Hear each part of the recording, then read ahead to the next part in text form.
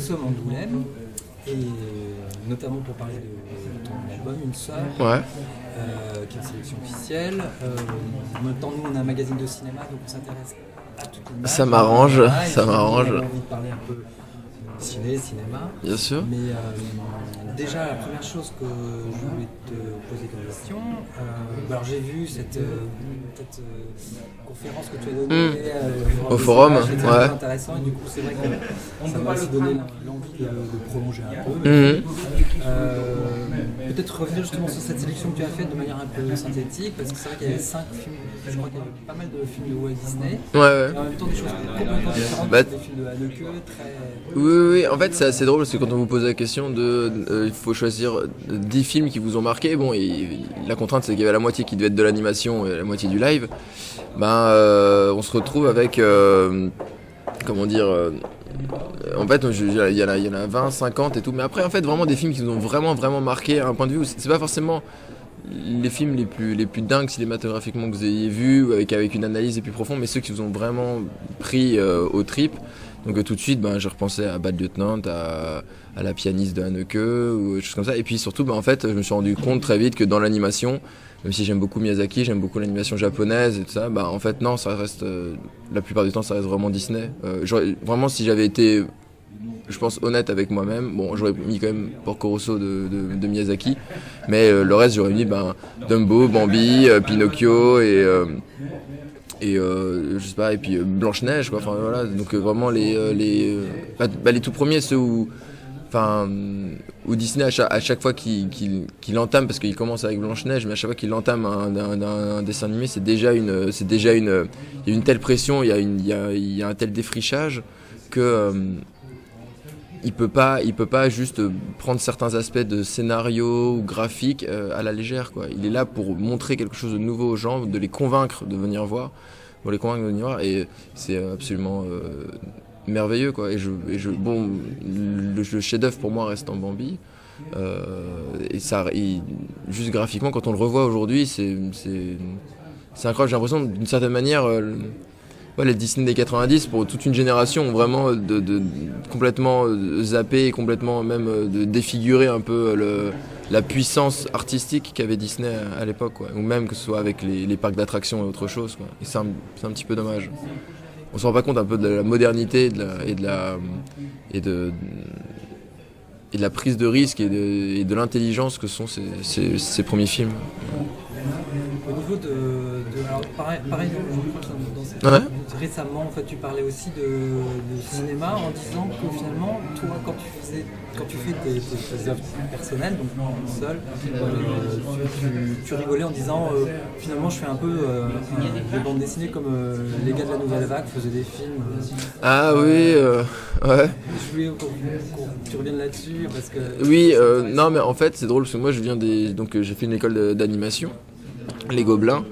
Et c'est là où j'ai un cours de ce cinéma, et ce qui change ma vie complètement, des cours d'Alain Monclin où on m'explique tout d'un coup ce que c'est qu'une focale, on m'explique comment est-ce qu'on met en scène, on m'explique comment est-ce qu'on ressent certaines émotions qui avant, quand je regardais un film, d'une certaine manière ça me paraissait naturel de ressentir la peur ou de ressentir non en fait tout est comment est-ce qu'on réalise et tout. Donc ça je suis vraiment bluffé, et c'est à cause de ça que je décide de faire de la bande dessinée.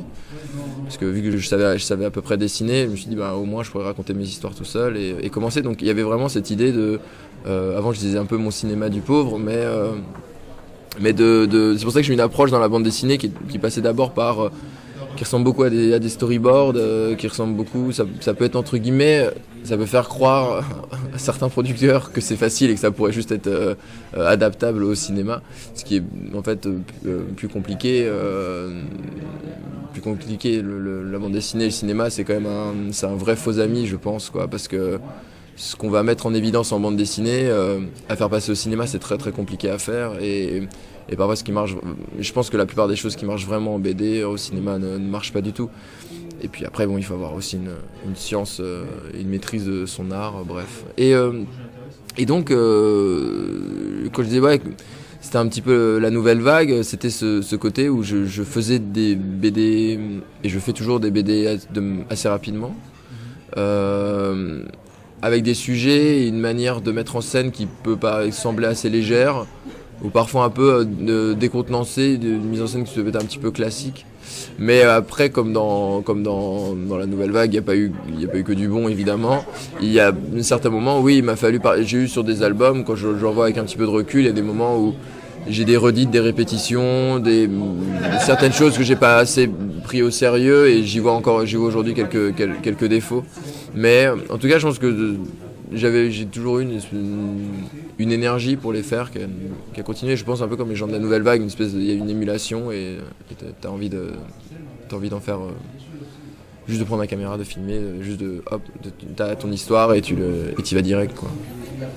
Dans Hussard notamment, mais en même temps tout dans ce que tu as produit, c'est vrai qu'on est vraiment, tu te concentres beaucoup sur les émotions, les émotions de l'enfance, et pour le coup j'aurais tendance à vraiment dire que tu es un auteur qui me semble être vraiment consacré à cette thématique-là. Elle transparaît malgré le fait que il y a la sexualité, mais aussi l'enfance et la sexualité, c'est très représentatif dans ce dernier album. Et c'est vrai qu'en y réfléchissant, je me disais que finalement, le pendant masculin de la découverte sexuelle a été très peu exploré au cinéma. J'ai pas tellement d'exemples en tête. Si, pour mes qui vient, je sais pas. Alors que c'est pas un film que j'aime beaucoup, mais Préparez vos mouchoirs de Blier, avec cette scène avec le gamin, où il y a d'autres. C'est vrai que quand j'y pense, non, mais après des films d'ado, les beaux gosses de Riyad Satouf aujourd'hui, même après surtout tous les teen movies, hein, si on passe par les Larry Clark, si on prend même certains trucs de Coppola, où maintenant je réfléchis un petit peu, mais non, les films de Todd Solondz comme Happiness ou des choses comme ça. Je pensais pour le coup, au pendant féminin, à Catherine Breillat. Oui. J'ai à ma sœur là. Oh là là, celui-là, il est incroyable, ce film. C'est un vrai chef-d'œuvre. Non, je pense que ça a été quand même quelque peu, c'était assez bien exploré. Et ce jeu, c'est que voilà, je pense que vraiment, en gros, si on prend un masseur et une sœur, ce qui est assez drôle, c'est que il y en a un qui ma sœur exploite complètement la force du cinéma, que quand elle veut choquer, quand elle veut montrer des choses violentes et une vraie violence et tout, elle le fait, et c'est tellement dur avec les images live, et ça marche parfaitement. Et moi, au contraire, j'avais la position inverse, qui était que je voulais complètement adoucir et mettre sur une espèce de piédestal et tout ces moments, et démontrer que ça paraisse très beau ou très fort. Et grâce au dessin, je peux le faire. Je peux montrer vraiment des bouts de chair, et sans qu'on se dise tout d'un coup, ah mais c'est une gamine, c'est de la bidoche, et ça fait peur. Et on a vraiment les deux aspects. Mais non, après pour ces thématiques-là, c'est juste que je pense qu'il y a aussi beaucoup de gens qui sont penchés sur l'adolescence et tout, parce que c'est quand on s'intéresse à des émotions comme le sentiment amoureux ou l'amitié ou des trucs comme ça, qui naissent vraiment de manière sérieuse et très forte à l'adolescence. Et surtout quand tu le vis pour la première fois à l'adolescence, c'est toujours plus facile à montrer, quoi, parce que comment dire, être amoureux à 40 ans, 50 ans, il y a pas les mêmes conditions, il y a pas le même contexte, il y a pas même si c'est le même sentiment et la même force, mais c'est pas pareil. Tout de suite, t'es obligé de parler du travail, des enfants, de tout un contexte social qui peut être, quand on n'a pas envie de s'embêter avec ça, on va plutôt du côté de l'adolescence.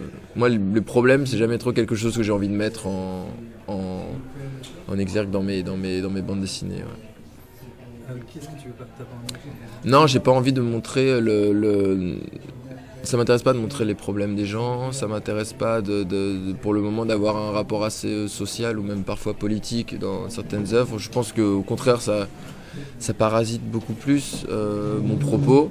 Quand je m'intéresse à des sentiments, j'ai cette idée que j'aimerais que vraiment on se concentre que là-dessus, quoi.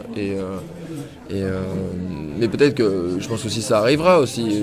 Je pense que petit à petit, là, je commence à faire des BD trentenaires, je ferai des BD de quarantenaires, de cinquantenaires. Ouais. Je pensais effectivement sur ma chanson liée à l'enfance, je sais pas si tu as vu L'Incompris de Comencini. Si, j'avais commencé à le regarder avec ma copine, et puis on a arrêté. Je pense que c'est un film qui a dû vraiment marquer à son époque et tout. Puis quand on l'a rematé, il y avait Et surtout, le problème, c'est qu'on avait le DV, il était qu'en VF, impossible d'avoir la VO, et donc ça a été assez dur. Au niveau du dessin, ce qui m'intéresse vraiment pour le moment, c'est... mais je pense que je vais y venir petit à petit. Mais ce qui m'intéresse vraiment pour le moment, c'est la force du dessin à embellir ou à déformer la réalité. Et ça m'intéresse beaucoup quand... en fait, quand on y pense, dans le drame, il y en a dans Une sœur. Il y a des moments qui sont vraiment durs, à part juste des peines, même d'une peine de cœur ou des choses comme ça. Mais tout d'un coup, on vit quand même plein d'expériences et il y a des moments qui peuvent être assez durs, mais grâce au dessin, on peut les faire passer de manière très douce et légère. Pour le coup, ça m'intéressait un petit peu plus. Là, le prochain bouquin que je vais faire, on se retrouve avec des moments qui vont être assez violents, mais en fait, je pense que c'est plus le chemisier. Et je pense qu'en fait, pour le moment, la violence m'intéresse plus que le drame. En fait, il y a quelque chose d'immédiat qui m'intéresse beaucoup plus. Je pense que le drame, j'y viendrai peut-être, mais c'est un peu comme la comédie, ces choses-là, j'ai encore un peu du mal à créer une histoire autour de ça, quoi. Autour d'un drame, j'ai encore beaucoup de mal. Et puis je trouve que les personnages tristes ou un peu apathiques et tout ça, en BD, ça marche pas trop mal. C'est déjà assez... il y a un côté... ça peut être assez déprimant de lire une BD. Et ça peut, si on commence à raconter une histoire déprimante, ça peut vraiment être très très vite très très chiant, quoi.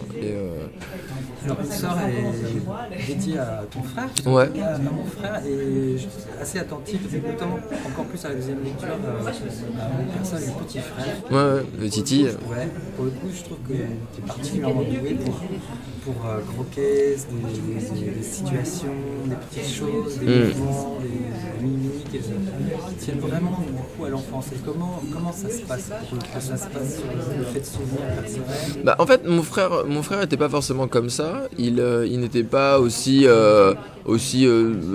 caractériel ou machin. Non, mais en fait, ça a été aussi... moi, ce que j'aimais bien, c'était... ce que j'ai vraiment gardé avec ce que j'ai mis dans la BD avec mon frère, c'est qu'on dessinait tout le temps, on était tout le temps ensemble. Quand l'un bougeait, moi j'étais autant dans son... J'ai passé mon temps à me réfugier dans le monde de mon frère aussi, parce que je voulais pas forcément grandir et tout ça. C'est mon petit frère. Ouais. Et donc on cultivait vraiment, il y avait cette chose-là, c'était passer notre temps à dessiner tout le temps, c'est vraiment très très chouette, on jouait tout le temps. Mais non, après je pense que c'est plus... c'est un peu un mix aussi de petit frère d'un pote, parce que mon meilleur ami aussi avait un petit frère qui lui était beaucoup plus jeune, il avait 5 ans de moins. Donc ce qui fait que... Et il avait un caractère comme ça, toujours un peu à gueuler, à dire des bêtises et tout, il était vraiment tout petit et c'est aussi, là je l'ai mis un peu dedans, je pense qu'il y a aussi un petit peu de souvenirs. Et puis surtout après même aussi le personnage de Titi, du scénario, je vais pas dire qu'il m'arrange, mais il me permet de passer d'une scène à l'autre, il permet de désacraliser, tout d'un coup quand on va commencer un peu à effleurer les corps et que ça commence à devenir un peu trop sérieux, paf, le personnage de Titi arrive et ça désamorce et ça rend des scènes assez drôles. De toute façon, la famille fait que à chaque fois de casser l'intimité en permanence. Donc que ce soit les parents, parfois, quand le père est au barbecue et demande d'acheter du charbon et tout d'un coup, le gamin se lève et se cogne la tête. Bref, mais en tout cas, la famille est toujours là pour casser l'intimité. Donc le petit frère, ça marche aussi bien parce que c'est lui qui est dans la bande. Donc pour arriver à s'échapper du petit frère, c'est rigolo. Après, je pensais aussi j'ai beaucoup repensé à Conte d'été d'Éric Rohmer. Non, je l'ai pas vu celui-là. C'est intéressant de voir un peu aussi comment il décrit sa Dinah, comment ça se passe. Il y a aussi une histoire de géographie qui fait qu'on est dans les vacances d'été, etc. Tu es très cinéphile alors pour le coup, ou alors au cinéma, je veux dire, dans la vie? Alors je ne vais pas beaucoup au cinéma, mais je regarde énormément de films. Là j'ai commencé, ça fait depuis quelques années que je cherchais vraiment à trouver des endroits où je peux regarder des films, donc je me suis abonné à quelques comme Filmo TV, des choses comme ça, où on a quand même quelques films, des petites sélections, mais bon, je déplore encore qu'il n'y ait pas un catalogue vraiment conséquent, un peu comme un Deezer ou un truc dans le genre, parce que moi les films quand je travaille, j'en bouffe 2-3 par jour.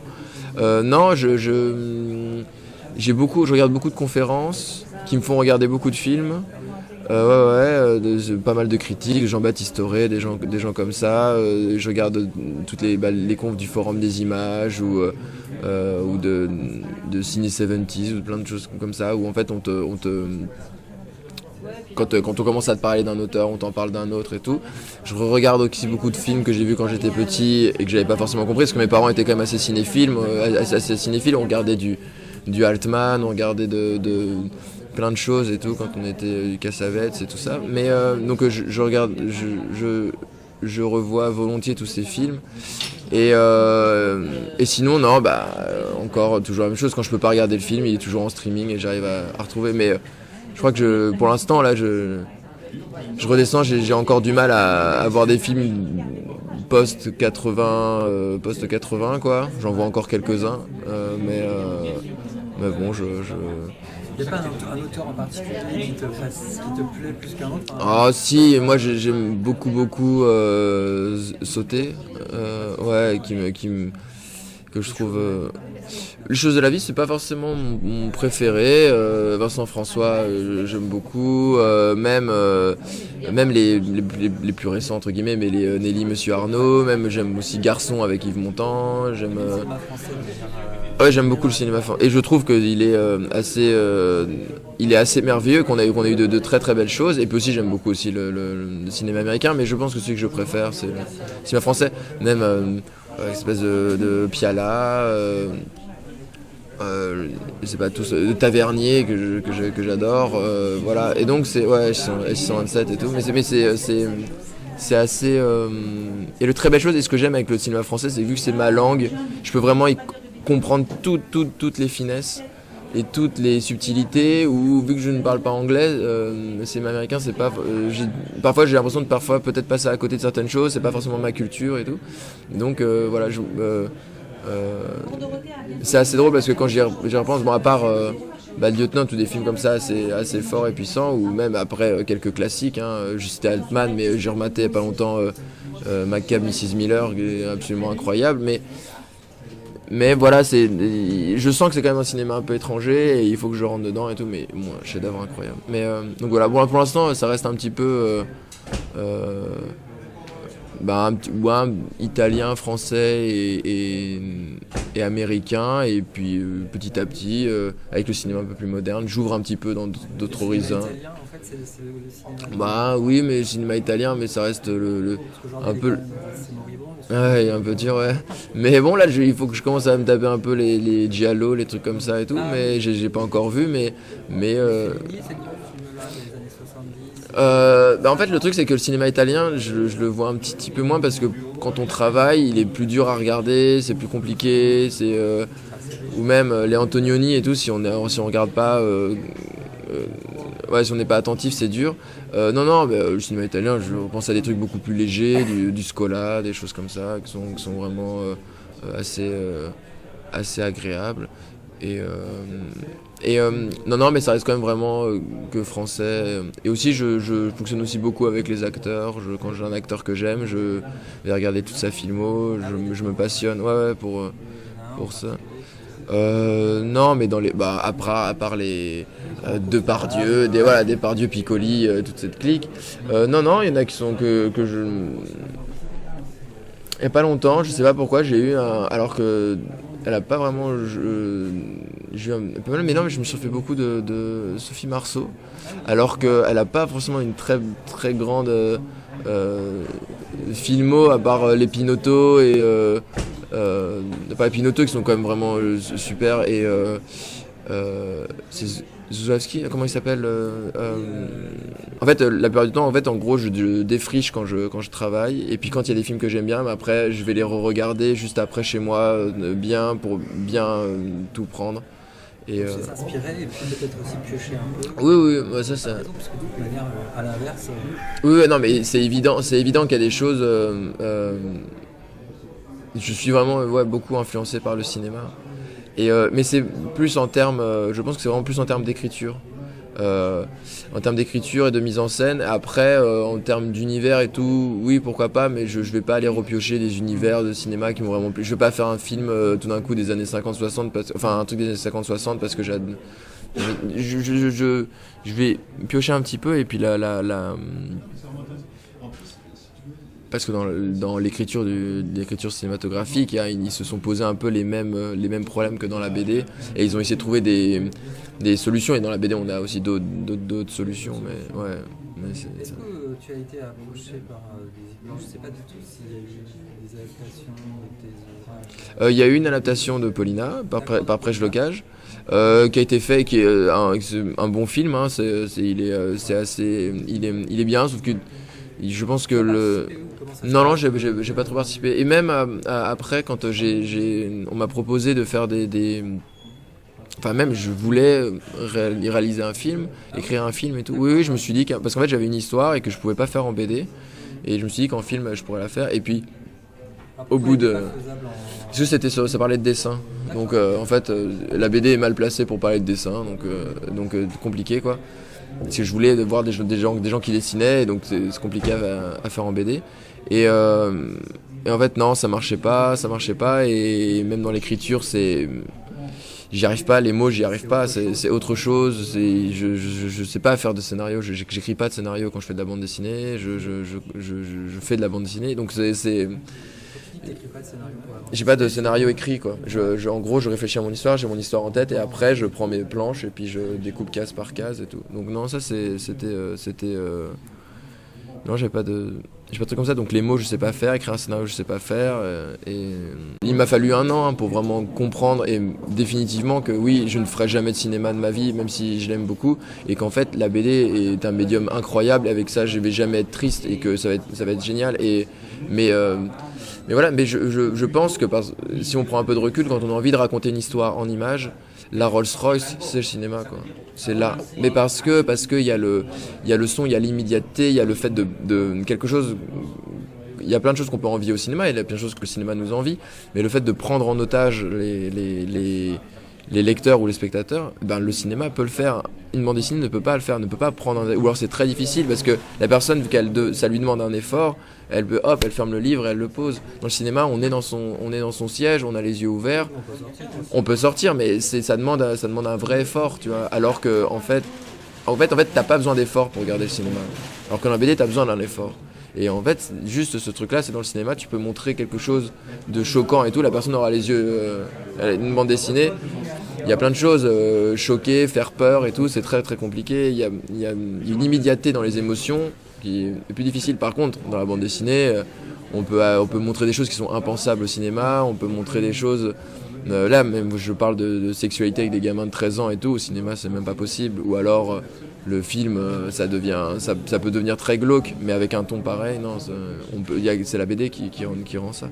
Qu'est-ce qui fait les très très bons films d'horreur, à part des bonnes mises en scène et compagnie, mais c'est le son, vraiment, quand je pense à Halloween de Carpenter ou des choses comme ça, voilà, le son est primordial, vu qu'on n'a pas de son en BD. Il faut qu'on trouve d'autres choses, mais ça peut être plus difficile. Je trouvais qu'il y a des dessinateurs qui ont un dessin qui est assez effrayant, même. Je pensais à des dessinateurs vraiment avec tout est très noir, où les gueules sont éclatées, même quand on est petit, quand tu trouves certains comics, des Dick Tracy ou des choses comme ça qui peuvent être un petit peu effrayants, mais en fait non, on se rend compte que ces sentiments-là sont très durs à avoir. Berserk, un manga qui se passe dans le Moyen-Âge et tout, avec des monstres, est absolument effrayant et ça marche très... Ouais, c'est un japonais. Les japonais sont très forts pour les monstres et montrer des trucs... Ouais, bien sûr. Oui, c'est vrai que de ce côté-là, on peut arriver, mais ce ne sera pas les mêmes angoisses. Moi, je pense que vraiment, il y a... Par un écho qui va très loin. Oui. Non, mais je pense vraiment qu'il y a une... Et puis, il y a des choses qu'on n'a pas. On n'a pas les acteurs, on n'a pas la manière de jouer, le ton. Nous, on a la chance... C'est assez drôle parce que, en fait... Ce qu'on peut pas avoir du cinéma avec les acteurs, par exemple, c'est on peut pas avoir les accidents, tout d'un coup un acteur fait quelque chose de complètement inattendu et impensable et t'as une émotion que tu vois et tu la vois et il te la crée devant toi et c'est magnifique. Par contre, nos personnages jouent toujours juste. On n'a pas de... frontière entre finalement un art collectif et Ouais. un art plus individuel? Je pense que c'est pas une histoire de collectif et d'individuel. Non, parce que il y a des films qui, même s'ils sont faits à plusieurs, ils sont faits tout seuls dans la tête. Il y a eu aucun souci, tout a été maîtrisé de A à Z et les gens ont juste été des exécutants d'une certaine manière.